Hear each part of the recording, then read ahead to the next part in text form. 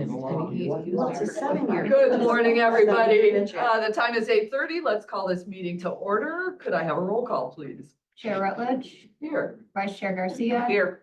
Member Cahill. Here. Member Evans. Here. Member LaPlante.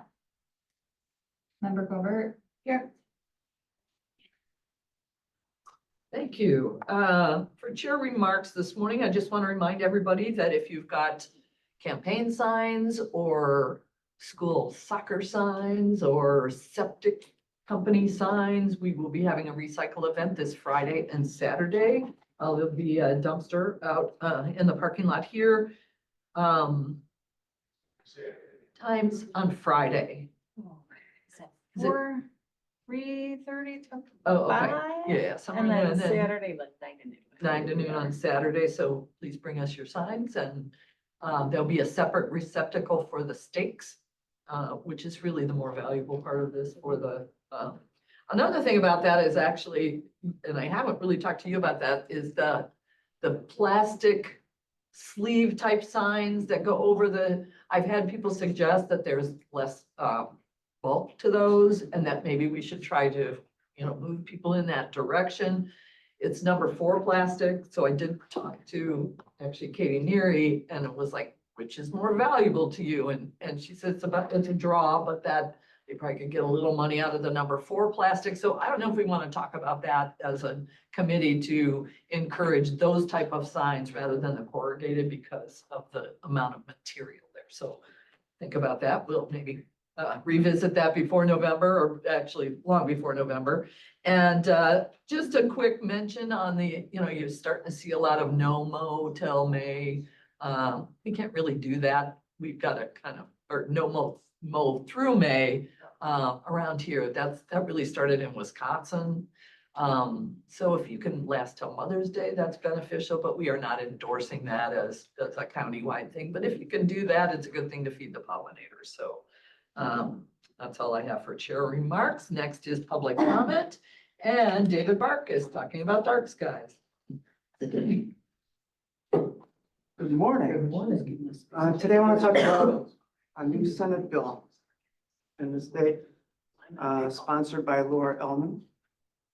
She put it out there in March and week before last, it was approved by committee 8-1.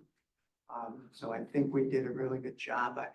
I think that's bipartisan according to the committee makeup. And I was hoping for somehow figure out how to get 59 senators when it gets to the floor. I think it's going to get to the floor this session. I'd still like to figure that out. And 118 of the reps, I don't know how, but I want to figure that out. We've talked to everybody that we've met over the last 3-4 years. They all say they're supporting the bill, talking to the reps. Brookfield has been out there with reps they know in Cook County, but trying to figure out how to get elsewhere in the state, out to the collar counties, out to downstate central Illinois. I know on the committee, we got a couple of senators that are from some of the rural areas, and I'm just hopeful. I think this is going to be a great bill. It's already had 3 amendments. It started out covering everything that the state does. And then it got pulled back to IDNR. It covers everything IDNR does, which is, I think it's, well, I don't have to be thinking. I can tell you 69 state parks, 11 state rec areas, 6 state forests, all the administrative buildings. And this is going to cover so much. This actually will add the protection level that dark sky looks for nationally and internationally to preserve the native national areas that we've got. And I think it fits well with what Cook and DuPage are already doing. And from there, if this bill passes, we can get the rest of the county forest preserves. And then hopefully in January, we interest somebody in talking to the Parks and Recs people, because they bring all the Parks and Recs around. Still trying to break into highly polluted municipalities, but this is a good start on protecting what we've got. So anything you guys can think to do, or if you want to ask or tell me to do something, I'm here. Thank you, Thanks. David. Thank you. Appreciate your efforts on that. I'm pleased at how far you've taken this initiative. So thank you for that. Next up for public comment is Catherine Franz, League of Women Voters. Good morning, everybody. Happy Earth Month. Some of you have heard this spiel already, but my name is Catherine Franzik, and I'm the environmental chair for the Wheaton League of Women Voters, and we serve Carroll Stream, Warrenville, West Chicago, Winfield, and Wheaton. And I also sit on the board of the Upper Mississippi River Region, which is the League ILO, interleague organization focused on advocating and education regarding the Upper Mississippi. It includes Iowa, Illinois, St. Louis, Minnesota, and Wisconsin. And it's a great group of people that I'm involved with there. But you're sincerely invited to join us for an upcoming event called Healthy Communities, Our Water and Watersheds on April 24th at Scarce at 7 p.m. It's all in person and it's also virtual.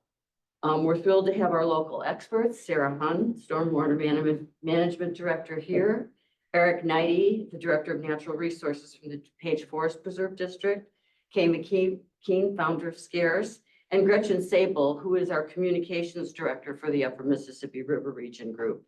We'll learn about our relationship with water and our watersheds, the vital work being done here in DuPage County in managing our stormwater division, the collaboration with the Forest Preserve District on stream restoration and wetlands protection, a view from Gretchen Sable from Minnesota on the work of the Upper Mississippi River Region League, and Kay will provide us with guidance for how we as citizens can protect our waters.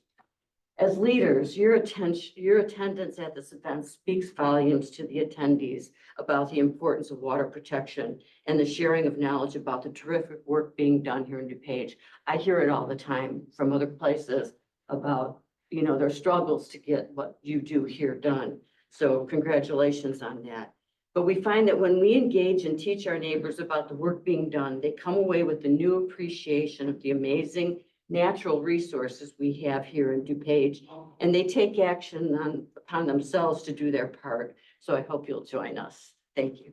I heard this before. What is the time frame? 7 p.m. 7 p.m. Yeah, it's 7 p.m. Doors open at 6:30 at Scarce. We'd love to see you in person because that's such a wonderful facility. And again, time to engage with constituents and people out in the community. Thank you, Catherine. Thanks, Jen. That was my question as well. QR code if anybody. wants Oh, to cool. Oh, Scan it. Yeah, and there's one on the table there. Thank you, everyone. Next on our agenda is the approval of minutes from February 6th. That is item 24-0955. So moved. Second. All in favor? That motion carries. For parent committee approval, we, on 24-0998, the DuPage. Oh, I'm sorry. Oh, that was sorry about that. Parent committee approval for ENO 1-24 DuPage County Waste Recycling and Compost Hauler Reporting Ordinance. Joy, you wanna? Sure. Good morning. And actually, you'll hear a little bit more about our annual report later in the meeting. Yeah. But this ordinance supports the data that we desperately need to really measure how we're doing with recycling and waste and composting in the county. While we do get very comprehensive data on the residential side, we are lacking on the commercial side. So this is an effort to really get more data for us to really look at how things are going. EPA in their last landfill capacity report said that our region has about 5 years left of landfill space. So we're getting to a point where we really need to take a hard look at what our options are and what the future holds for us. So that's where we're going. We work hand in hand with State Attorney's Office to come up with what we think is a really good ordinance. It's a little bit different than Kane and Lake and some of the other counties that are doing it licensing. This is just a lot easier. It's just an annual number. Tell us what you're hauling, and whether it's waste, composting, or recycling. And be a better recycler. Yes, that too. Because there is not any mandate for businesses to recycle in DuPage, or that's what I've heard. So Correct. We have heard that because we are not home rule, we do not have that authority. there's that. Don't want to put words in your mouth, but. Well, but Question. Have we had this ordinance before or is this new? This is new. Okay, It is something that the Collier counties have all been doing for several years. It's just something that we haven't been doing. We've been able to get the residential data, but we're getting to a point where we really need that commercial so data. this is like requiring everyone to submit their data. Is that what you're saying? All of the waste haulers. All of the waste haulers are required to submit both residential and commercial data? Claudia, Thank you for sharing that, the 5-year, 5-year stuff for landfill space, that's very disturbing to me. And, obviously this data collection is top priority, but are we gonna have, number one, are we gonna have enough time? And number two, if we don't, I mean, worst case scenario in my head, where does our garbage go if we run out of landfill space here? It would have to travel farther, Like, outside, out of when the I say, country, yeah, so that or- 5 years is region 2, which is DuPage, Will, the Kennery, Lake, and Cook. So it would travel, and then there's, west. other right, it would go west or south, somewhere outside of the region, that have additional capacity, and I can send you, don't have it at my fingertips here, but I can send you the screenshot from the EPA's landfill capacity report. Okay. In other areas, there is more capacity, more years of capacity. It's traveling farther, so your cost is going to go up. What is the time frame for this data collection? It'll be annual, ongoing. and it'll be effective immediately, if I remember. Yeah, effective, I think the first report date will be January 1st of 25. Okay. Question, are we gonna get a lot of pushbacks from the waste haulers about this ordinance? We hope not, because they are doing it with the other counties in the Yeah. region, we don't think that this is something that is new to them. They or should already very have the different. data and just be able to submit it. it's beneficial for them too to know what they're hauling.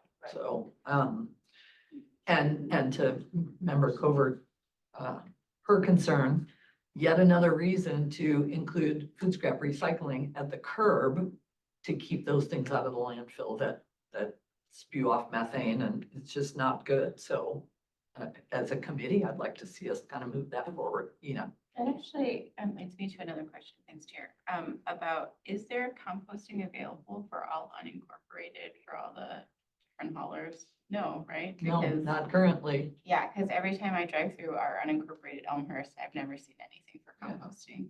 We are talking about food scrap composting on campus. Even that's a little bit of a lift, so let's work on that as a committee. Any other questions on that? All in favor? Aye. Any opposed? Motion carries. I've already done that. For staff reports, 24-1101, the waste and recycle annual report. Yes, so following. segue. Exactly. There's a reason why we put these on the same agenda. So just wanted to let you know how 2023 went. We saw at the federal level, we saw a huge investment in recycling infrastructure to the tunes of multiple millions of dollars. So the federal government is really investing in trying to increase recycling. They're actually, the US EPA is developing or has developed it's a strategy to limit the release of plastic into the natural environment. At the state level, there was paint EPR passed, so producers of paint will now be responsible starting in 2025 for managing paint. We did see the launch of medication back December 1st of 2023 as well. But more locally, we did have 30 municipalities report and provided the data. 17 communities responded that residential curbside food scrap collection is offered through their waste hauling program, which is an increase. 17, you said? Okay. 17, so Okay. now we increased by 1 last year. And then this year, we did do a recycling rate and a diversion rate. And we're starting to do that because it seems to be more standard, and it also enables us to be able to look at the end destination as opposed to combining it. Illinois EPA used to just have us combine the compost with recycling, and that was your recycling rate, but we're now trying to say recycling is recycling and composting is composting. So our recycling rate for 2023 was 23%, and our total diversion rate, which includes the food scrap, the landscape waste, and the recycling, is 33%, which has been pretty low. Yeah, I wasn't going to say flat. I was trying to come up with a better word. But your hand gesture was really, And then, let's see, the one, difference that we did note was that the household waste generation rate did drop in 2023 from 1.49 tons per household to 1.36. So there was one that's a good. note Okay. of optimism. Any questions? Questions, anyone? Thanks, Joy. Next, the climate pollution reduction grant update. I wanted to talk to the committee about our status with this federal grant. It's $4.6 billion that was released by the US EPA. They encourage coalitions. So we had our hands in several different applications. You saw the application several weeks ago with facilities management that is working with the King County Coalition. We also have been working with Cook County, City of Chicago, for programs into the community, would be a building decarbonization program. And then we would be a sub-awardee and a sub-awardee for a composting program. We have not identified the details of any sort of composting program with them yet, but Cook County has at least agreed to put some money aside for the collar counties that we would have to apply to them for. And then the last application that we are part of is a lawn equipment buyback program, or not a buyback program, a conversion program. The Metropolitan Mayor's Caucus put in an application for commercial and residential landscaping equipment that gets turned in. You in turn get a rebate to buy an electric version as opposed to internal combustion engine, a very high polluting equipment. So we're trying. Cool. So keep your fingers crossed. We'll know in July. We're hoping that by having our hands in all these different buckets, that maybe one of them will come through for us. Thanks, Joy. I have a And question about that.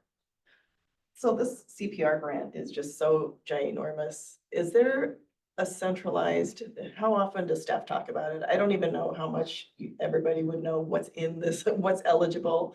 There are just so many different categories. Are you working on it? Do you have a help? Do we need outside help to help sort through this? Because there's a lot of grant money that I think that we could qualify for, but it's really hard to know, what other departments might be qualified for it also. So we might be wanting to work together with either other departments or possibly other counties or other municipalities to get that money.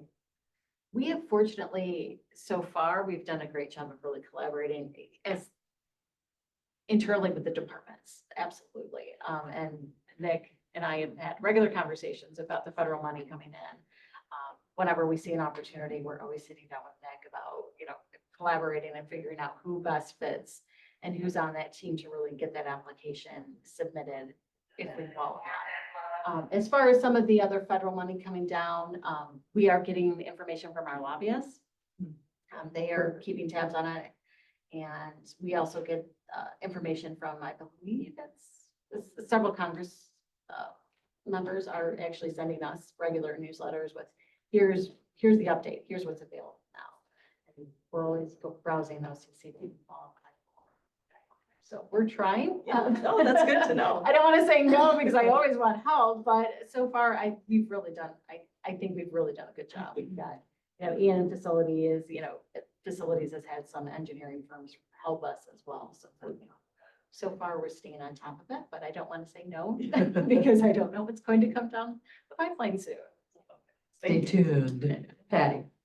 Yeah, at our ISACO Environmental Committee meeting, compost was brought up by the group, and Cook County doesn't have the capability of providing that for their customers because it's massive. So if there's money there and Cook County is not going to be able to structurally do it, I would hope that the money can come here because we have more possibility of getting that done and moving that initiative forward than they do. So I would like to stay really on top of that because from what we heard at our committee meeting, they can't do it. But if they have the money there and they're going to give it out, we should probably be in line, so we could do it. Thank you for that. The 2024 document shredding event update, 24-1102. Austin here. Yes. Let's give a quick update on how this is going. This is the document shredding where we give out about $500 to municipalities that request it for document shredding services. Extra 150 for Cool DuPage partners. We're at 13 communities that responded this year, which is kind of in line with what we've seen previous years. So that's good. We did see a couple drop off just because their waste hauler is now offering that, be it in their contract or whatnot. But it's good. It kind of gets this paper out, kind of gets it to an event, and usually it's held with a recycling event or with Carol Stream often does it with a pumpkin smash. So it kind of provides multiple services that we're seeing. And so just a few upcoming ones. I think Wheaton's coming up and Lyle Township this month. Both are part of bigger recycling events. So as I said, that's great, kind of drives more recycling, gets these documents properly disposed of. So it's kind of a great result all around, and continuing to try to reach out here and there to try to get a few more. But yeah, we have a good distribution through the year. So pretty happy about all that. Thanks, Ian. You do- Questions, anybody? I was gonna say, you do have the dates of any that have a date in the packet. We did put a memo together with those, and then there are a few that we're still waiting for specific dates later in the year. Thank you, sir. Next, presentation by Scares. Give us your update, Kate. Morning, everybody. Catherine, yes, happy Earth Month. Oops. So, busy time. The Society of Sustainability Professionals, they're an international organization. They really were floundering during COVID, of course. Anyway, they asked us to host a meeting and we were thrilled. We had 37 attendees. We had all three of the sustainability people from the different cities. So Downers Grove, their new person, Naperville, of course, Ben, and Addison. Ryan just got an increase in his job responsibilities, but we're really glad to have all three of them be able to attend. It was about 2.5 hours, and they'd like to host some more meetings there, but it was businesses and municipalities, educators, environmental educators from organizations. So it was really well attended. We were excited to be able to offer that here in DuPage County. Go ahead. We had the 3 teacher workshops, one in February, working with the ROE for a STEM workshop. It was middle school teachers, February 7th, and then Teacher Institute Day. This is the first time we offered 2 full day workshops on the same day. It's a lot of coordinating by Bev and a lot of PowerPoints and all kinds of things, buses and stuff, but our buses went to two different locations, and then we did work together at Scarce. So we were really thrilled to be able to offer that to 30 teachers. And then we had some community members as well who attended so that they can learn for the groups that they're working with. Go ahead. So Joy was there, Austin was there. We had the Ilksma meeting at Scarce. Our site, you guys, is really becoming a really nice location. It's just off of North Avenue. It's just off 355. It makes it very easy for people to come. And we certainly have the space. So we had all of these folks from these different counties and somebody from the EPA, educator person from EPA, mostly working on new paint initiatives and the battery gas, landfill gas emissions. So, and then a tour for some of the folks who hadn't been to Scarce yet. So it was well attended, and they're talking about having one in August, the first week of August there again. Go ahead. So these are the recycling events that we've been helping with across the county coming up. You mentioned Lyle Township. So Wheaton and Lyle Township, Hinsdale's Redeemer Church, and Addison, there are 4 on the 13th. We are super busy that Saturday, hoping for good weather, but we are thrilled. The sheriff is once again sponsoring and helping us with syringes, EpiPens, and medicines, both at the Wheaton event and West Chicago. And then later on in the fall, they'll help us with Darien. So that's a great way to keep that out of the landfills, protect the recyclers and the sorters, as well as keep it out of our water. So we are super busy. This is the picture from the Lyle event. It wasn't icy cold like it was last year, so that was good. But There's a lot of earth flag ceremonies coming up. We'll talk about that next. And some of these are meeting those requirements in these activities. Go ahead. So we just had the People's Resource Center for their earth flag, 2 facilities, Wheaton and Westmont. It was 8 training sessions. They have so many volunteers and so many different staff members and weekends and so forth. So we had 8 training sessions for their earth flag ceremony and all the requirements. You know, they really do an incredible job with just rescuing food.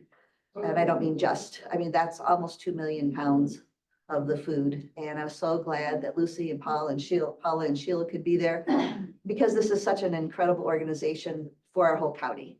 And it's really, really important that they be recognized. But the big news is that they're starting composting at both. The food scrap composting has started now at the Wheaton event, Wheaton location, and will start in Westmont at the beginning of May.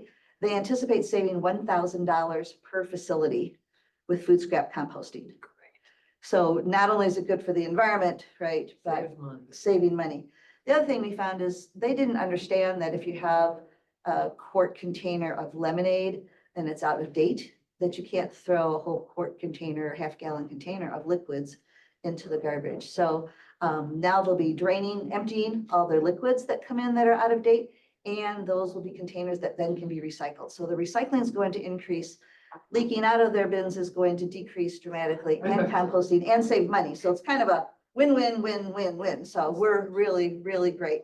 Upcoming Westmont Library is May 21st for their earth flag. Bensonville Library is June 24th. And then Roselle Middle School, we're working on a date. We also have, we just got Lyle Township date is May 8th. And you guys, it means a lot to people when you guys come. As Catherine said, it means a whole lot when you guys come and recognize their efforts. This stuff is not easy. The People's Resource Center, their job is to feed people and have clothes for people, but they allowed us to come in and do 8 programs. So it's a big commitment on them to take on something new, but if it saves them money, that's even better. But when you guys come, it means a great deal to them. And we really appreciate you guys coming. So as soon as we have Roselle's date, they're hoping for May also. Go ahead. So Glen Ellen League of Women Voters and the Go Green Glen Ellen organization, we are helping host their Clean Air and Water Show, which I thought, what is a cute title for that, right? This coming Thursday at Scarce, it'll be both in person and virtual. We have the Sustainable Design Challenge coming up. We have the Wheaton event that Catherine spoke about. And then we have our garden market on May 4th. So big events coming up. Go ahead. I think that's the last one. Oh, you guys, we are across the county, January through March. Just about every single town had programs and multiple programs in some of the towns. So we're really grateful for all the schools. COVID is over. I think schools are done worrying about COVID. And so now they're really back for field trips and inviting people in. Go ahead. And then this is just kind of a scope of what's happening, homeschooler groups, high school groups, WEDRA, Special Recreation District, right, Scouts, COD, York High School, all different kinds of folks. So almost 3,000 people from January through March for programs. That's a pretty good number. And then kind of odds and ends, 22 tons of books, paper, and cardboard were recycled through Scarce just January and February. We don't have the March weights yet.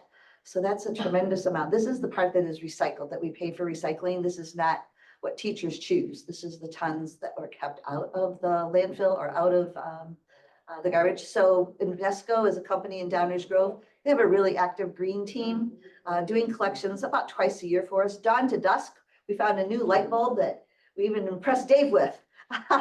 It's a yellow light, very, very low energy, lumens low. I mean, right? It's everything. And what's cool about these yellow lights is after 6 hours, they dim themselves 50% dim after 6 hours. So during the night, when you probably need the least, late at night, you need the least amount.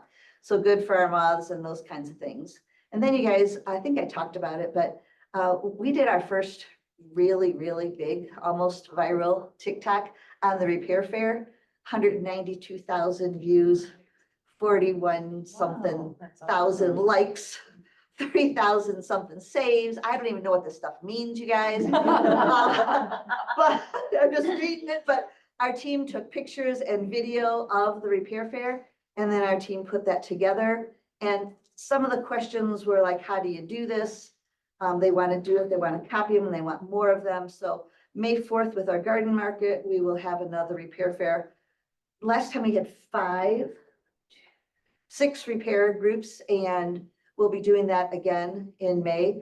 It is not a fundraiser, you guys. The company, the organizations that come, they charge their own fees. It's a reduced fee because they don't have a space that they have to pay for, and we're doing the advertising. So the January one was 200 items repaired, just over 200 items repaired. What kind of items? Lamps repaired, knives sharpened, shovels sharpened, pruning shears sharpened, jewelry repaired, crystal repair, porcelain repair. I mean, it was quite amazing. Now, some they had to take back to their shops because you can't bring all of your tools. But then either people picked them up at Scare, so they called them and they picked them up at their facility. So, and the lady who did our china, she was just on Channel 9. Yeah, she was on WGN for her crystal and china repair because it's really fantastic. She's a spitfire. She is really remarkable. So Yeah. I think that's even going to bring more people. But we did the garden club for Itasca on Monday. What day were they? Anyway, last week. And Thursday, they were so excited. They all wrote down about getting crystal, if you get a little chip in your glass. So it's amazing that people don't even know that that's a repair opportunity and something that they've saved that they hope that can be repaired. So we're really excited about how this is going. So is that our last slide, sir? Yes. So thanks, everybody. Thank you, Kate. Thank you. And so, just so you know, Yes. this is my Scarce necklace that I bought at Scarce. It's actually two-sided. It's just diamonds on the one side. I think I paid $3. I always go and look at her jewelry. Patty, did you have a question? or Yeah, I comment? just wanted, maybe next time we can add, Naperville actually recycles hypodermic needles also. And they do it every Saturday and you can drop them off, but they also have a big container that they'll give you free at the fire department on Aurora Avenue. So you can pick up the container, fill your container with the needles, and then take it to the Fort Hill facility to have it recycled, which is great. So it stays out of the landfills. And then also any of your pharmaceuticals, you can, it's like a mailbox, regular mailbox, I guess. And you can put your pharmaceuticals in the mailbox. And they will take that and destroy it appropriately. So we did promote the syringe project and we got a call because it was a 1 month at all the No, locations. it's every Saturday. I know about that part. Yeah. Okay, I'm gonna let you guys Yeah, connect yeah, on that. Yeah, But if we Um, can add that to that so people know that's available too. let's double check. Yeah. Okay. Yeah. Thanks again, Okay. Kate. Any old business? Seeing none? Any new business? We'll send it out. I was just going to say, April 3rd, DuPage is doing a session that will support Dark Skies International. It's a great event to really talk our businesses into turning their lights off at night. This started where I was irritated driving down I-88, seeing all of the Yeah. businesses with their lights beaming. So David and I had a conversation with Rita, and we now have a webinar on April 3rd. Awesome. If you'd send that out to the committee or send it out to the board. Without objection, On my subdivision. we are adjourned.